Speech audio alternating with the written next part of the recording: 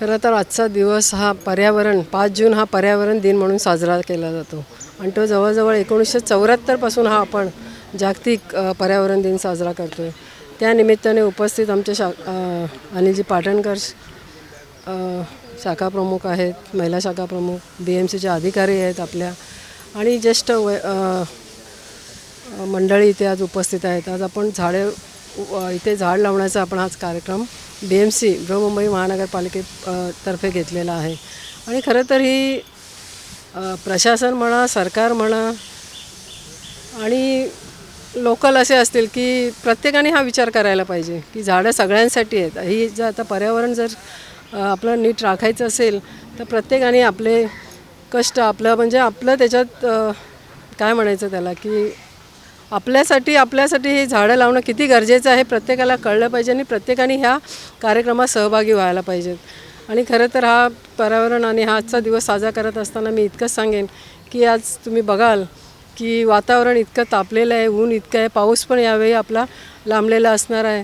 तर प्रत्येकाने आपली सृष्टी आहे, आपल्याला जे नॅचरल दिलेलं आहे ते प्रत्येकाने आपली ठेव आहे ती पुढच्या पिढीसाठी आपण जतन करून ठेवली पाहिजे. आणि हाच संदेश आम्ही आज या जागतिक पर्यावरणाच्या दिनाने मी देऊ इच्छिते. धन्यवाद. मुळात खूपच गरजेचं आहे. जर आताचं जर उन्हाळा बघितला पूर्णपणे महाराष्ट्राची जर परिस्थिती बघितली तर कमीत कमी 45च्या वर 47-48 मुंबईची हवा दमट आहे. सपाटीपासून आणि समुद्र लगत असल्यामुळे दमट हवा आहे. पण बाहेर जर गेलं तर कोरडा उन्हाळा जाणवतो. मी मध्येच नांदेडमध्ये पण गेलो होतो, नाशिकमध्ये पाहिली परिस्थिती. आणि जिथे 47 आहे ते रोड मॅप जर चेक केला तर तिथे जवळजवळ 50च्या वर जातो. म्हणजे ही परिस्थिती आज आहे. आणि त्यामुळे खरंच ज्या पद्धतीने जोरदारप्रमाणे जो विकास होतो आहे तर विकासाच्या बरोबर विनाशसुद्धा हातात घालून येतो आहे. आणि त्यामुळे पर्यावरणाकडे गांभीर्याने लक्ष देण्याची गरज आहे.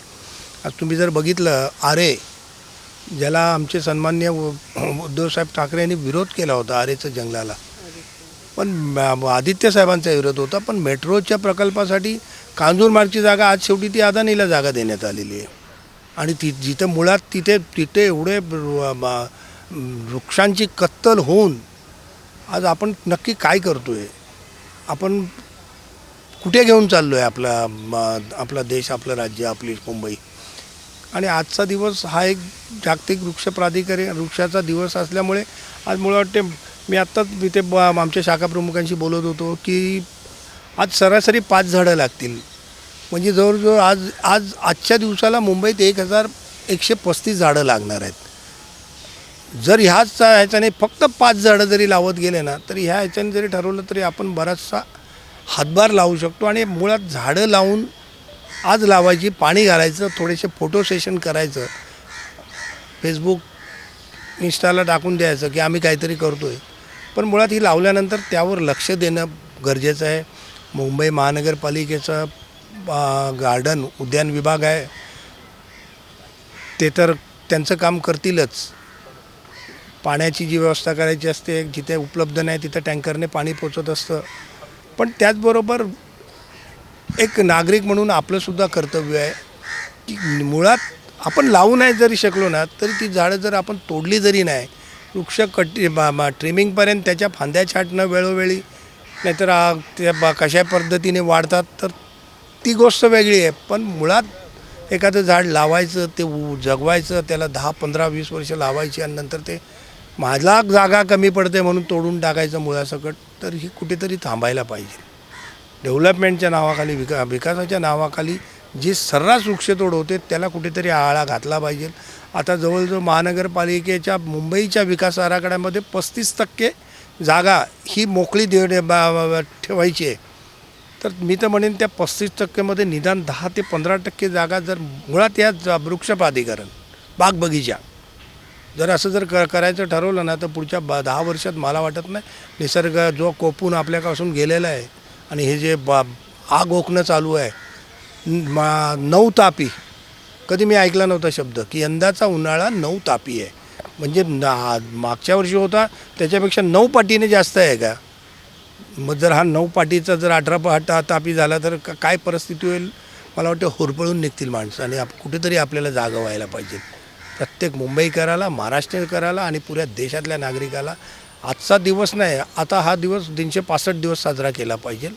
आणि आज तो महानगरपालिकेच्या माध्यमातून MS च्या माध्यमातून आमच्या सन्माननीय नगरसेविका मीनाक्षी पाटणकर, आमचे शाखा प्रमुख उमेश करकरा, संदीप गुरव, आमच्या शाखा संघटिका योगिता म्हात्रे, मारुती वाघमारे, प्रसादजी सेनगुप्ता एक समाजसेवक म्हणून वावरतात, ते आज इथे आहेत. तुमचा अनिल पटेल आहे, महेश पालव आहे आणि महानगरपालिकेच्या भोईर साहेब आमचे MS त्यांच्या माध्यमातून मॅडम संचिता मॅडम इथे उपस्थित आहेत. आणि आम्ही सांगितलं आहे की आज आपण एवढ्यावरच नाही थांबायचं आहे. येणाऱ्या पावसाळ्यामध्ये आता रस्त्यांची पण बऱ्यापैकी नूतनीकरणाची कामं सुरू आहेत, रुंदीकरणाची कामं आहेत. आताचं जर जवळजवळ आताच्या विकासामध्ये 1240चा किंवा 12चा घेणं गरजेचं दाखवत आहेत. तर त्या 12मध्ये मला वाटत नाही अर्धा मीटर जरी आम्ही जर तू राखू शकलो, दोन्ही साईडने वृक्ष लावायला आणि त्यांचं संगोपन करायला, तर मला वाटत नाही आपण पुन्हा एकदा पर्यावरण राखू शकू आणि एक चांगला निसर्ग या मुंबईत उभा करू शकू. आणि जो आज श्वसनाचा त्रास आहे, जो आम्हाला ऑक्सिजन विकत घ्यायला भविष्यात लागू नये, तर आज आम्हाला ही पावलं उचलणं गरजेचं आहे. आज आपल्या CNAच्या माध्यमातून समस्त मुंबईकरांना, घाटलेकरांना, चेंबूरकरांना मी आव्हान करीन की झाडं लावा, झाडं जगवा. जसं आहे ना, जल आज आहे तो कल आहे, तसंच वृक्षांचं पण हेच आहे. ही जर आज लावली, जगवली, तर भविष्यात यांच्याकडून आम्हाला फायदाच मिळणार आहे. तर सर्व नागरिकांना, समस्त नागरिकांना आजच्या जागतिक वृक्ष दिनाच्या खूप खूप शुभेच्छा देतो.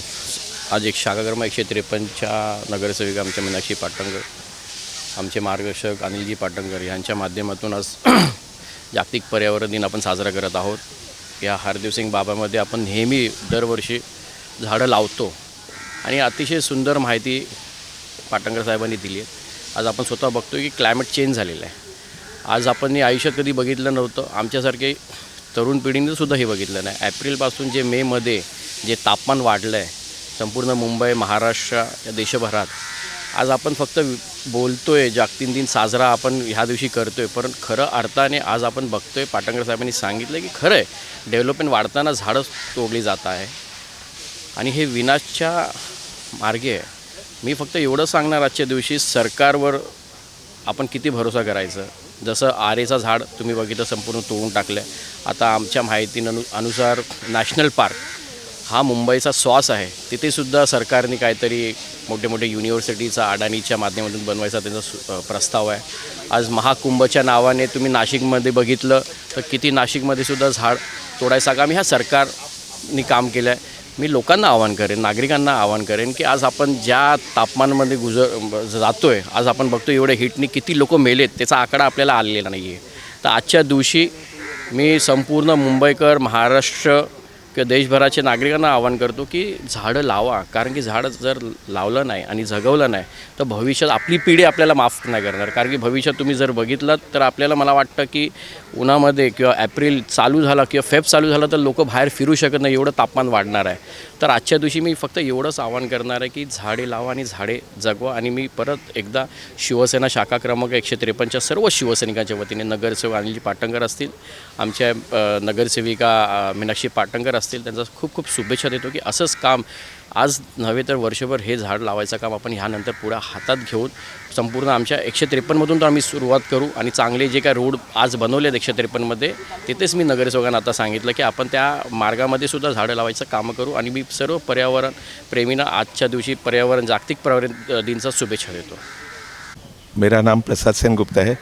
मैं अनिल भाई के साथ गए 40 साल से जुड़ा हूँ. अनिल भाई जो काम कर रहे हैं सभी जगह, वृक्षारोपण, ये सब BMC का गार्डन मेंटेन करना एकदम सराहनीय है. अनिल भाई जो है कर्मयोगी है, कुछ ना कुछ करते रहते हैं और पब्लिक के लिए करते रहते हैं. इससे ये गर्मी में छाँव भी मिलेगा और पार्क बहुत अच्छी तरह मेंटेन किया. शाम को भी सब एज ग्रुप के बच्चे लोग, आदमी लोग आते हैं एंजॉय करते हैं, जॉगिंग करते हैं। तो अनिल भाई ऐसे ही करते रहो, अच्छा काम, हम आपके साथ है। हमारा पूरा सब सोसाइटीज़ का फेडरेशन आपके साथ है अनिल भाई, थैंक यू। आज के दिन में सबसे ज़्यादा ज़रूरी है क्योंकि जो ग्रीन बेल्ट है, ग्रीन बेल्ट रास्ते से सब निकल रहा है, सब इतने कंस्ट्रक्शन हो रहा है, रिडेवलपमेंट हो रहा है, मेट्रोज़ ये वो बुलेट ट्रेन सब, इसमें झाड़ सब जा रहा है। एरे कॉलोनी से भी कितने झाड़ गए हैं, तो झाड़ सबसे ज़्यादा ज़रूरी है क्योंकि ऑक्सीजन भी देता है ये।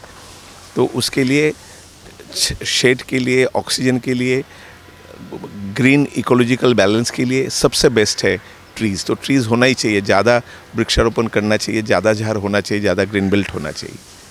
Thank you.